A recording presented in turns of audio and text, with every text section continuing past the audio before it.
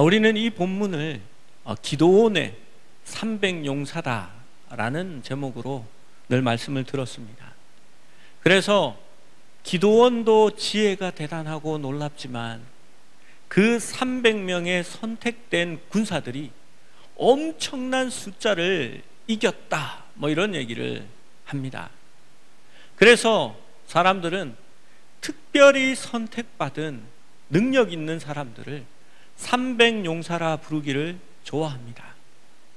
그런데 사실 이 300명은 특별히 칼을 잘 쓰거나 아니면 병거를 잘 다루거나 훌륭한 무기에 능숙한 그런 용사들이 아니었습니다. 키가 크든지 힘이 세든지 건장한 그런 체구를 가진 사람들도 아니었습니다. 이들이 선택된 이유는 그냥 손으로 물을 떠서 먹었다는 그 이유 하나만입니다. 여러분, 그게 전쟁하고 관계가 있을까요? 하나님이 그렇게 하신 이유는 전쟁이 사람의 조건에 있는 것이 아니라 여호와 하나님께 있다는 것을 보여주기 위해서 그렇게 했습니다. 그런데 이 말씀을 참 많이 오해하는 것 같습니다. 어느 교회, 큰 교회지요. 신문에 그런 기사가 났습니다. 그 교회 목사님은 자기 교회에서 기도원의 300용사를 본인이 선택했다라고 이야기합니다. 그 300용사가 뭔지 그 기준을 보니까요, 그 목사님이 총회와 바깥 활동을 하시는데 그 활동금을 1,000만 원씩 후원하는 성도 300명을 모았다는 겁니다. 그래서 제가 300명이 1,000만 원씩을 내면 도대체 얼마야? 우와! 라는 생각을 해봤습니다. 저는 우리 교회 성도들이 아마 한 사람 앞에 1,000억씩을 하나님 앞에 거저 받았다고 해도 그런 거는 못할 것 같습니다. 그 300용사의 기준이 돈 있는 사람, 아니 돈이 없어도 헌신할 사람, 1,000만 원을 낼 수 있는 사람, 그 사람을 모아놓고 300용사다라고 말을 하는 겁니다. 여러분, 300용사입니까? 성경은 그 300명에 대하여 용사라는 말을 쓰지 않습니다. 그런데 우리는 왜 자꾸 그들을 용사라고 말하면서 그들이 마치 대단한 사람인 것처럼 생각할까요? 우리가 이 말씀을 본 지 조금 시간이 지나서 이스라엘의 상황에 대해서 먼저 한번 보고 넘어가기를 원합니다. 6장 2절부터 6절 말씀에 보면요, 빨리빨리 이렇게 살펴보겠습니다. 미디안이 이스라엘을 이긴지라 라고 시작합니다. 그래서 이스라엘 백성들이 쫓겨납니다. 산에서 웅덩이와 굴과 산성을 자기를 위하여 만들었으며 이제 집에서 살지 못하고 쫓겨나가서 숨어서 살고 있는 겁니다. 파종할 때면 미디안과 아말렉과 동방 사람들이 치러 올라옵니다. 여러분, 이게 얼마나 비참한 거냐 하면요, 우리 그런 얘기 하잖아요. 귀신 씨나락 까먹는 소리 하지 마라. 그 씨나락이라는 거, 굶어도 파종할 씨앗은 먹지 않습니다. 그걸 먹어버리면 내년에는 죽는 겁니다. 그건 희망이거든요. 그런데 추수할 때가 아니라 파종할 때에 이 사람들이 그것을 빼앗으러 오는 겁니다. 그 파종할 씨앗마저 빼앗기면은 이스라엘은 살아갈 수가 없게 되는 겁니다. 이 사람들이 아예 진을 치고 거기에 거주하면서 이스라엘 가운데 먹을 것을 남겨두지 않았다라고 기록하고요, 4절 말씀에 양이나 소나 나귀도 남기지 아니하였다라고 말합니다. 보이는 대로 싹 다 쓸어간 겁니다. 그래서 그들이 짐승과 장막을 가지고 올라와 메뚜기 떼같이 많이 들어오니 그 사람과 낙타가 무수함이라 라고 말합니다. 6절 말씀에 이스라엘이 미디안으로 말미암아 궁핍함이 심한지라.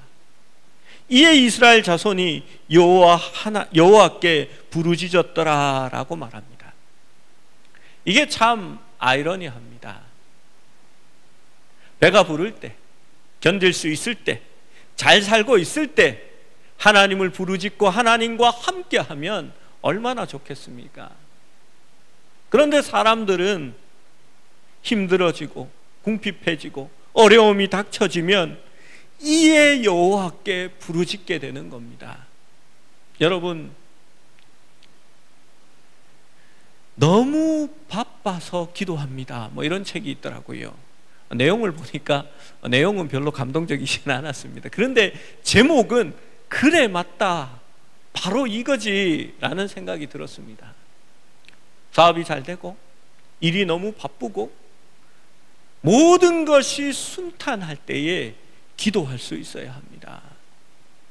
그때는 하나님을 찾지 않다가 어려워지고 힘들어지고 기근이 심하고 심히 궁핍하면 그제서야 여호와께 부르짖게 된다면 이스라엘과 똑같은 상황이 되는 겁니다. 하나님께서 기드온에게 300명의 군사만 남기시게 한 다음에 밤에 기드온에게 이제 말씀합니다. 그것이 오늘 본문입니다. 일어나 미디안의 진영으로 내려가라. 내가 그것을 내 손에 넘겨주었느니라. 여러분, 하나님께서 함께 하셨습니다. 그리고 내가 내게 넘겨주었다, 이미 주었다라고 말씀합니다. 그런데 하나님이 이렇게 말씀하십니다. 만일 내가 내려가기를 두려워하거든 내 부하 보라와 함께 그 진영으로 내려가서 그들이 하는 말을 들으라. 그 후에 내 손이 강하여져서 그 진영으로 내려가리라 라고 말합니다. 여러분, 기드온이 적을 쳐부수러 내려가는 것이 맞습니다. 왜냐하면 하나님께서 주셨다라고 했기 때문입니다. 그런데 기드온은 그렇게 적을 쳐부수러 간 게 아니라 아직도 두려워서 하나님 말씀처럼 자기 자기 부하 부라를 데리고 그 진영에 내려갑니다. 그때에 미디안의 어떤 사람이 그 친구에게 꿈 이야기하는 것을 엿듣게 됩니다. 보라, 내가 한 꿈을 꾸었는데 꿈에 보리떡 한 덩어리가 이스라엘 미디안 진영으로 굴러 들어와 한 장막에 이르러 그것을 쳐서 무너뜨려 위쪽으로 엎으니 그 장막이 쓰러지더라. 그러자 옆에 있는 친구가 친절하게 해몽을 해줍니다. 이는 다른 것이 아니라 이스라엘 사람 요아스의 아들 기드온의 칼이라. 하나님이 미디안과 그 모든 진영을 그의 손에 넘겨주셨느니라 라고 말합니다. 하나님께서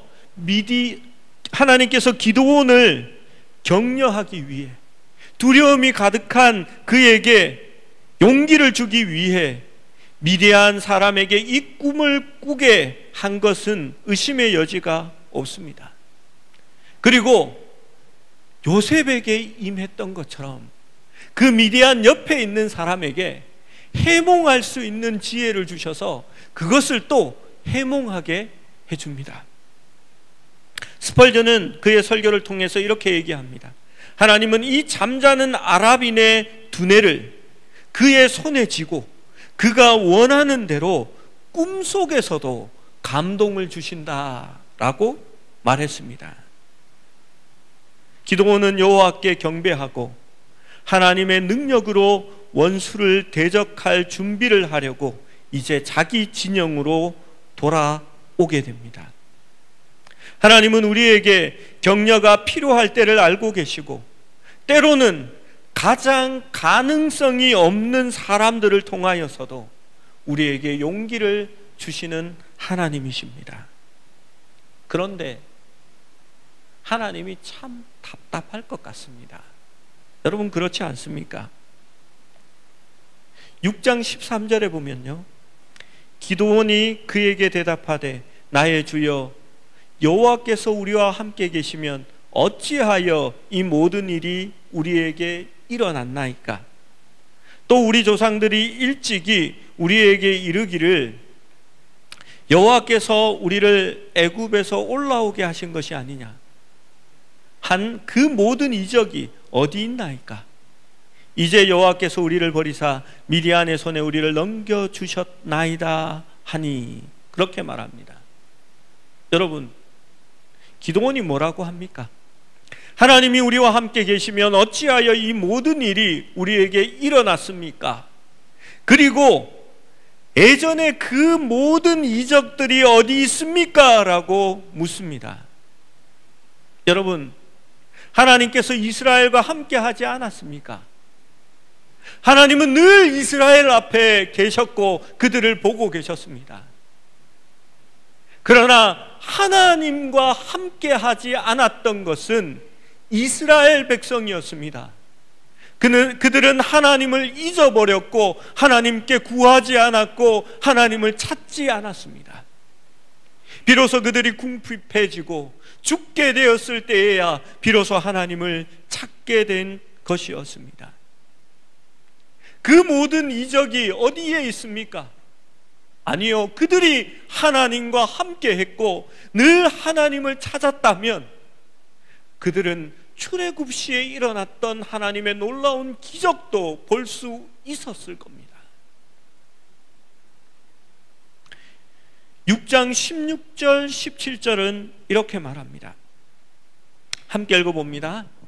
16절 17절 시작.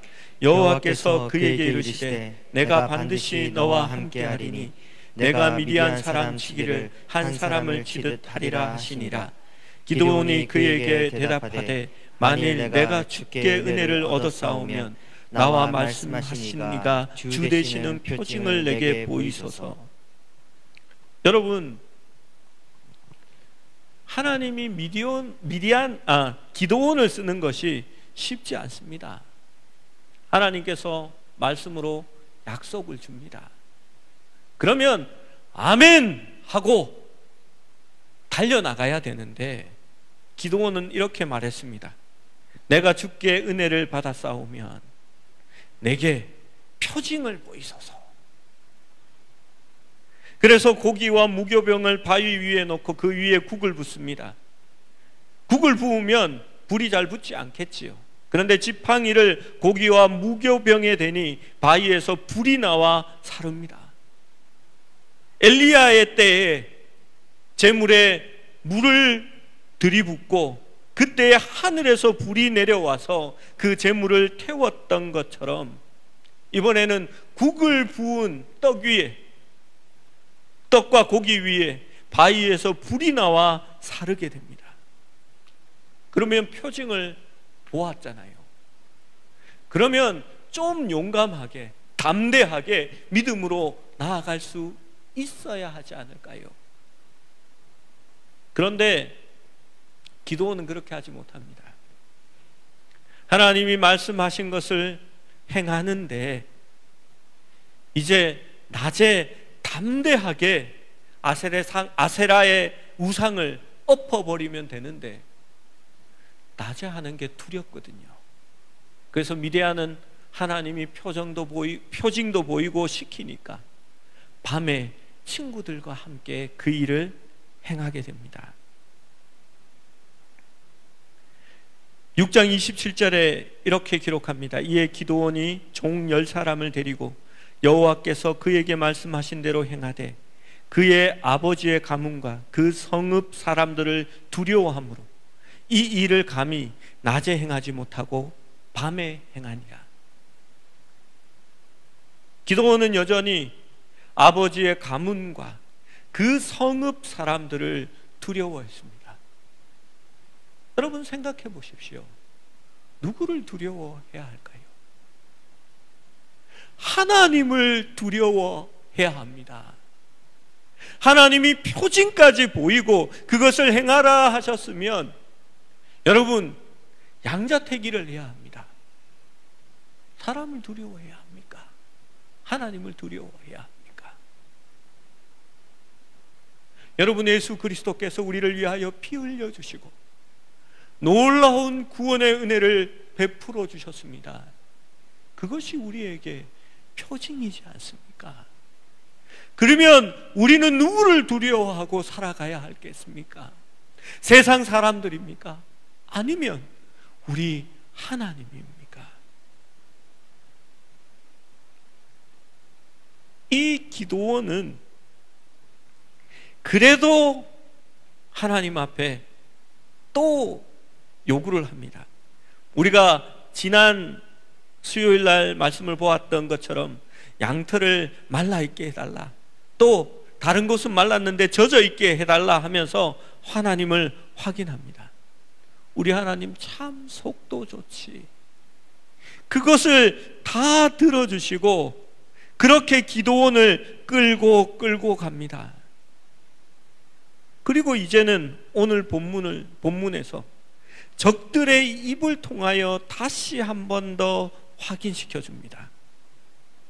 하나님이 말씀하시면 믿어야 하는데 믿지 못하고 두려워하는 그러한 모습을 볼 수 있습니다.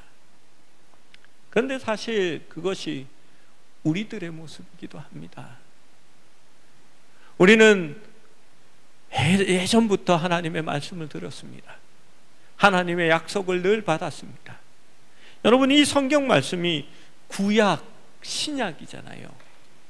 그 약자가 언약, 약입니다. 약속이라는 얘기입니다.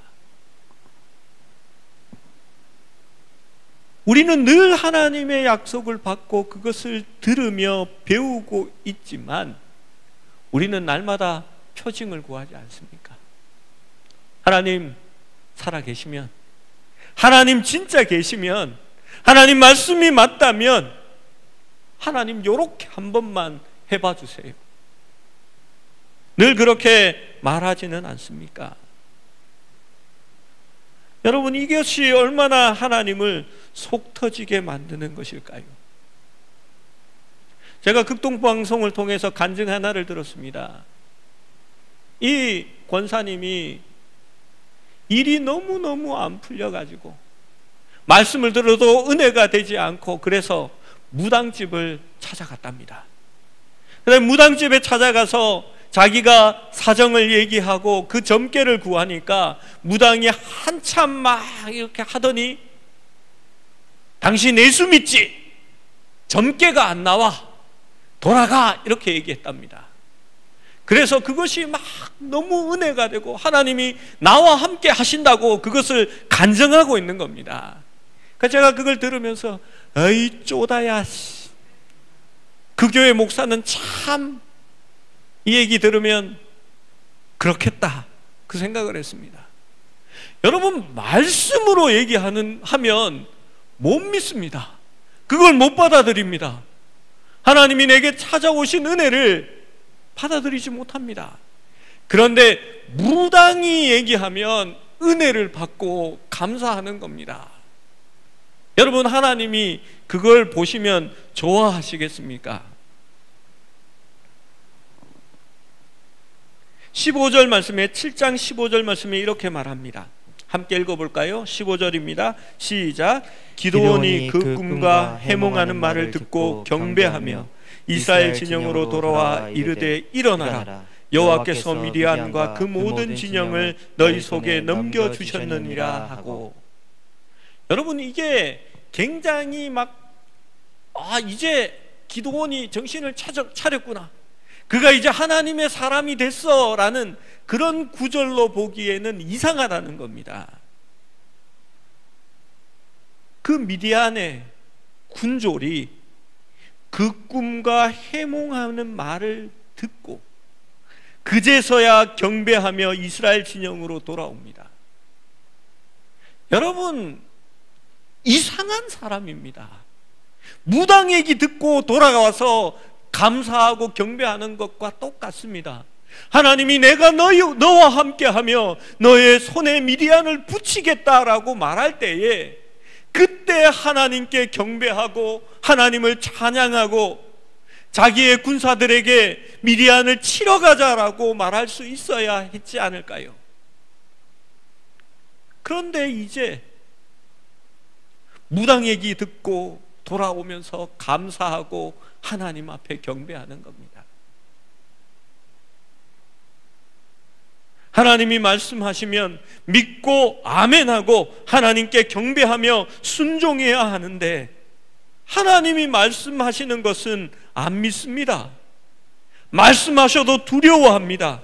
의심합니다. 그런데 적의 군졸의 말을 듣고서는 그제서야 경배하며 여호와께서 적들을 우리 손에 넘겨주셨다라고 말합니다. 여러분, 이것을 어떻게 받아들여야 할까요? 미디안과 싸우는데 사용된 전술은 매우 이상합니다. 남자들은 백 명씩 세 그룹으로 나뉘어졌습니다. 각 사람은 횃불과 항아리와 나팔을 가지고 있습니다. 횃불은 불꽃을 말합니다. 그것을 항아리에 넣어둡니다. 그래서 불을 일단 숨기는 겁니다. 그리고 항아리를 깨어서 요란한 소리를 만들고 나팔을 불며 그 미디안의 진영에 혼란을 일으킵니다. 그리고 그들은 횃불을 흔들면서 고함을 치며 여호와와 기도원을 위한 칼이야 라고 외쳐야 했습니다. 그런데 칼이 어디 갔습니까? 칼은 없습니다. 횃불과 항아리와 나팔만 있습니다. 여러분, 이런 전쟁이 어디에 있겠습니까? 여러분, 제가 이 전쟁을 이렇게 가만히 생각해 보면요, 이런 겁니다. 밤에 막 그 적 진영이 좀 어수선합니다. 왜냐하면요, 미디안과 뭐 이 나라 저 나라 연합군들이 그 안에 다 들어와 있거든요. 그러니까 서로 적군인지 아군인지가 잘 구별이 안 되는 겁니다. 그러니까 그 기드온과 그 부하가 밑에 내려가도 사람들이 잘 모르는 거지요. 이스라엘 백성들이 적처럼 해서 항아리 안에다가 횃불을 숨기고 그 안에 들어간 겁니다. 저희 집 애들이 잘 치는 장난이 있거든요. 막내가 이렇게 한 번은 전화가 옵니다. 오빠, 밑에 나 좀 데리고 오면 안 돼? 왜? 이러니까 친구들이 엘리베이터 귀신 무서운 얘기를 했기 때문에 못 내려온다고 오빠들한테 데리러 오라는 겁니다.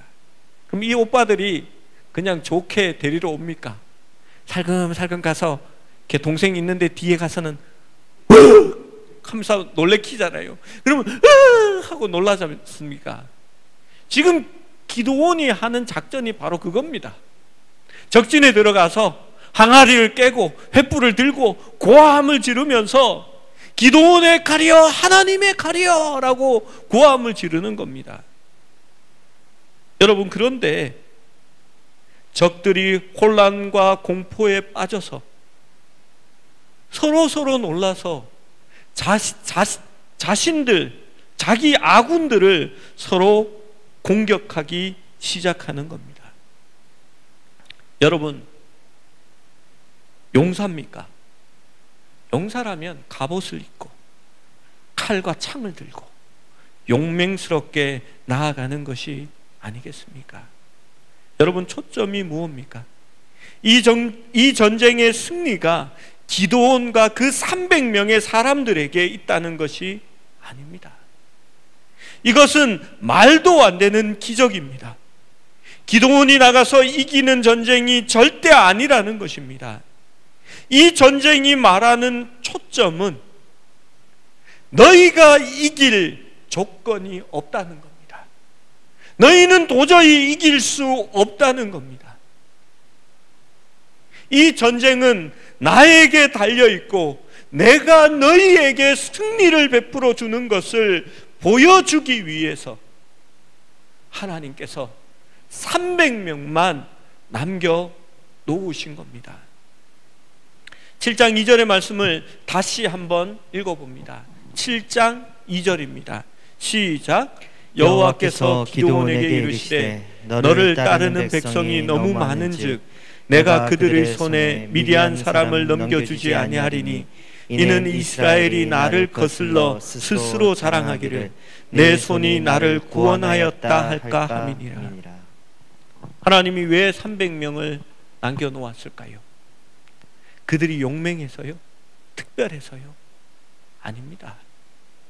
숫자가 조금 많으면 자기들의 손이 스스로가, 우리가 용맹해서, 우리가 대단해서 승리를 거두었다 말하기 때문에, 하나님을 거스려 스스로 자랑하기 때문에 하나님이 300명만 남겨놓았다고 말하는 겁니다. 여러분, 그 300명 중에는요, 아마도 체구도 약하고 왜소하고 그냥 보통의 그런 사람들이 거기에 있었을 것입니다. 하나님이 기드온과 300명의 이 사람들을 통하여 미디안에게서 이스라엘을 구원하신 것은 그들이 자랑하지 못하게 함이었습니다. 스스로 자랑할 때에 하나님은 이렇게 말합니다. 이스라엘이 나를 거슬러 스스로 자랑하기를 내 손이 나를 구원하였다 할까 함이니라. 여러분, 내가 잘나서 내가 이스라엘을 구원했다 말하면 내 자랑하는 것이 아니라 하나님을 거슬리는 것이 된다고 말하는 것입니다. 우리에게 아무것도 없을 때, 절망과 두려움이 가득하고 세상에 비해서 우리가 아무것도 아닐 그때에 우리가 해야 할 일은 무엇입니까? 하나님의 말씀을 신뢰하며 순종하는 겁니다. 기드온의 300 군사를 통하여 우리에게 주시는 말씀은 승리와 패배는 인간의 조건으로 말미암는 것이 아니라 하나님이 주시는 은혜라는 사실입니다. 기드온에게는 전략도 인물도 군사도 병기도 이길 만한 아무런 이유도 없었습니다. 단지 하나님이 그를 선택하셨고 하나님이 이스라엘이 하나님을 찾아 외치는 소리를 들었기 때문에 그 소리에 응답하여 승리를 주신 것입니다. 기드온이 승리를 거두었다는 것은 하나님이 주재자시요 하나님이 결정하시는 분이라는 겁니다. 그분께 외쳐 부르짖을 때에 하나님은 우리에게 대답해 주시는 겁니다. 이제 이 말씀을 우리에게 적용해 보아야 합니다. 오늘날 한국교회 그리고 우리들은 기드온과 많이 닮았습니다. 우리는 믿음으로 담대하지도 못하고 끊임없이 의심하면서 하나님을 시험하고 무언가 확신과 어떤 기적들을 구합니다. 그렇지만 하나님은 보리떡 같은 우리를 사용하셔서 오늘날의 한국교회 그리고 우리 교회, 우리의 가정을 이루어 주셨습니다. 우리가 무엇이 대단해서일까요? 우리에게 자랑할 만한 어떤 것이 있어서일까요? 아닙니다. 하나님께서 우리의 눈물과 우리의 간구를 그냥 들으셨기 때문입니다. 이제는 순종하고 그 말씀을 말씀대로 듣고 순종하기를 하나님은 원하시는 겁니다. 사랑하는 여러분, 우리는 사사기의 시대와 가장 비슷한 시대를 살아가고 있습니다. 교만하지 말고 엎드려야 합니다. 여러분, 오늘날 CBS나 극동방송이나 기독교 방송들을 들어보십시오. 그 간증이라는 것들은 모두 흡사 자기 자랑과 닮아 있습니다. 내가 무엇을 했기 때문에, 내가 무엇을 준비했기 때문에, 내가 기도를 많이 했기 때문에, 내가 말씀을 많이 읽었기 때문에 하나님께서 내게 복을 주셨다라고 말합니다. 여러분, 그렇지 않습니다. 우리는 그냥 은혜를 누린 겁니다. 그 은혜로 말미암아 살아가고 있는 겁니다. 내가 한 것이 아니라 하나님이 그저 주시는 승리를 잠깐 취하였던 것입니다. 나 때문에가 아니라 하나님 은혜 때문에 하나님께서 주셨기 때문에 그 영광을 하나님께 돌릴 수 있어야 하고, 그 자리에서 나의 이름을 뺄 수 있어야 하는 겁니다. 우리는 교만하지 말고 엎드려야 합니다. 그냥 보리떡입니다. 나를 통해 역사하시는 하나님을 바라보고 이제는 믿음으로 주의 말씀을 순종하며 살아갈 수 있는 저와 여러분이 되시기를 축원합니다.